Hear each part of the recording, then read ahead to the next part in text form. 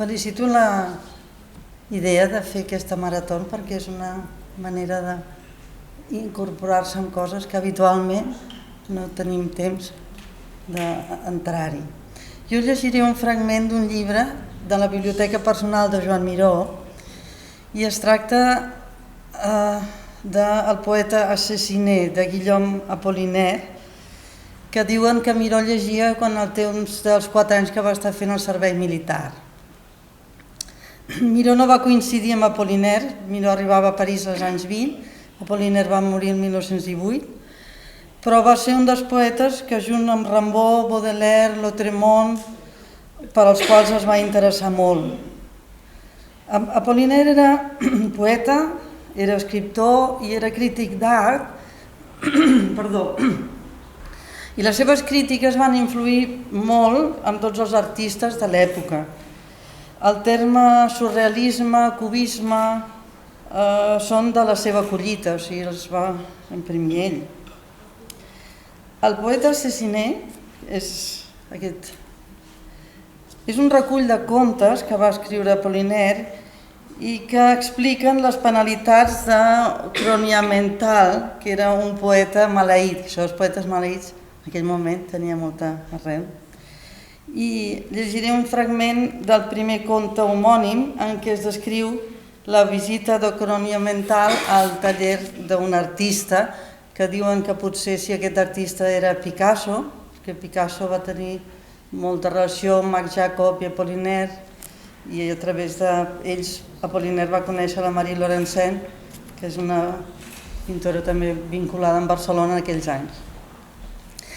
El text que hem seleccionat està en francès, no és la meva llengua materna, però faré tot el possible perquè la comprensió sigui senzilla. Diu, dans les premiers jours de l'année 1911, un jeune homme mal habillé montait la rue Houdon en courant. Son visage extrêmement mobile paraissait tour à tour plein de joie ou d'inquiétude. Ses yeux dévorant tout ce qu'il regardait, quand ses paupières se rapprochant rapidement comme des mâchoires, elles engloutissant l'univers qui se renouvelait sans cesse par l'opération de celui qui, courant en imaginant les moindres détails des mondes énormes dont il serait passé. Les clameurs et tonnerres de Paris éclatant au loin, et autour du jeune homme qui s'arrêta tout essoufflé, tel un cambrioleur trop longtemps poursuivi et prêt à se rendre.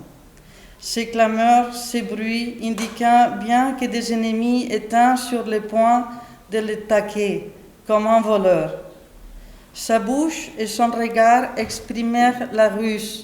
En marchant maintenant avec lenteur, il se réfugia dans sa mémoire et allait de l'avant tandis que toutes les forces de sa destinée et de sa conscience écartant les temps pour qu'apparût la vérité de ce qui est, de ce qui fut et de ce qui sera. Le jeune homme entra dans une maison sans étage. Sur la porte ouverte, une pancarte portait « Entrée des ateliers ». Il suivit un couloir où il faisait si sombre et si froid qu'il eut l'impression de mourir et de toute sa volonté, serrant les dents et les poings, il mit l'éternité en miettes. Puis soudain, il eut de nouveau la notion du temps dont les secondes martelaient par une horloge qu'il entendit alors tombant comme des morceaux de verre, et la vie le reprit, tandis que de nouveau le temps passait. Mais au moment où il se disposait à toquer contre une porte, son cœur battit plus fort, crainte de ne trouver personne. Il toquait à la porte et criait « C'est moi, Cronia Mental !» Et derrière la porte, les pas lourds d'un homme fatigué ou qui porte un fait très pesant vinrent avec lenteur, et quand la porte s'ouvrit, ce fut dans la brusque lumière la création de 2 êtres et leur mariage immédiat.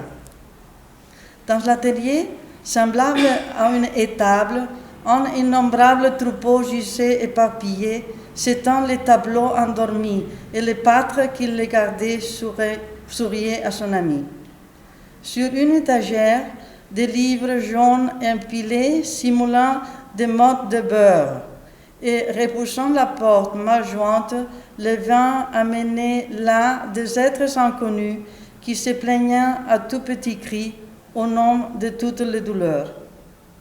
Toutes les louves de la détresse hurlant alors derrière la porte, prêtes à dévorer le troupeau, le pâtre et son ami pour préparer à la même place la fondation de la ville nouvelle. Mais dans l'atelier, il y avait des joies de toutes les couleurs. Une grande fenêtre tenait tous les côtés du nord et l'on ne voyait que le bleu du ciel, pareil à une chante de femme. Croniamantal ôta son par-dessus, qui tomba par terre comme le cadavre d'un noyé, et s'asseyant sur un divan, il regarda longtemps sans rien dire la nouvelle toile posée sur le chevalet.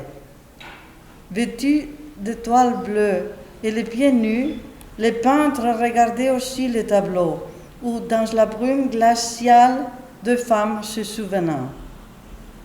Il y avait encore dans l'atelier une chose fatale, ce grand morceau de miroir brisé, retenu au mur par des clous accrochés.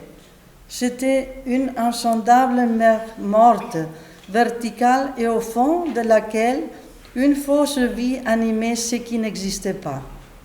Ainsi, en face de l'art, il y a son apparence, dont les hommes ne se défient point et qui les abaisse lorsque l'art les avait élevés. Croniamantal se courba en restant assis et appuyant les avant-bras sur les genoux.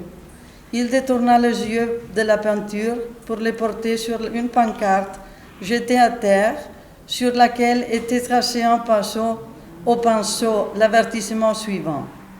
Je suis chez le bistrot, etc. Continua. Gracias.